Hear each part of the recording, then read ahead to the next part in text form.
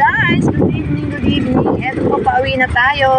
Pagkatapos po nating grocery sa Chozon. Ayan po, natatakot po ako sa mga presyo po ng mga bilihin ngayon.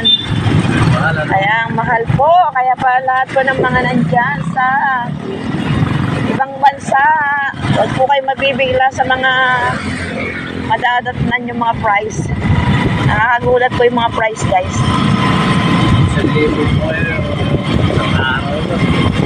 Kaya nga. Pero at least yung mabibili mo naman na sa worth 1,000 is ilang araw mo naman yung magagamit. Kailangan lang talaga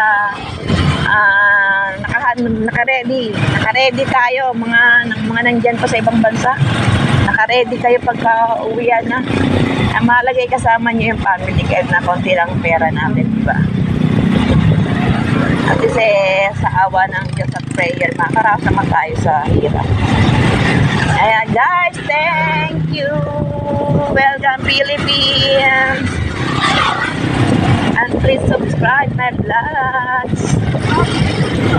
And click the bell button for more updates po.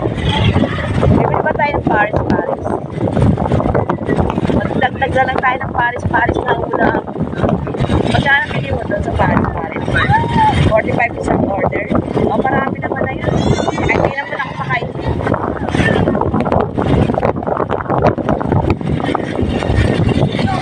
Manang kulay lang sa mga.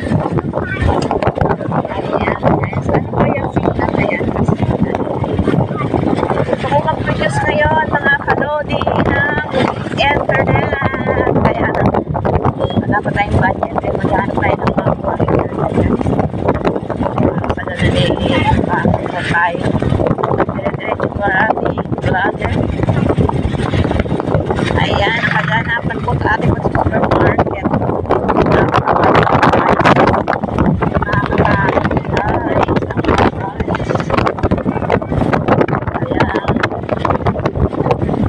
Ayan, medyo tipid-tipid po tayo kapag tayo nasa ibang bansa. Dahil pag-uwi natin is talagang tayo to the max. Magugulat tayo sa mga price.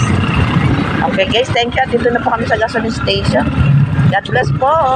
And please subscribe and click the bell button for more update. Thank you guys.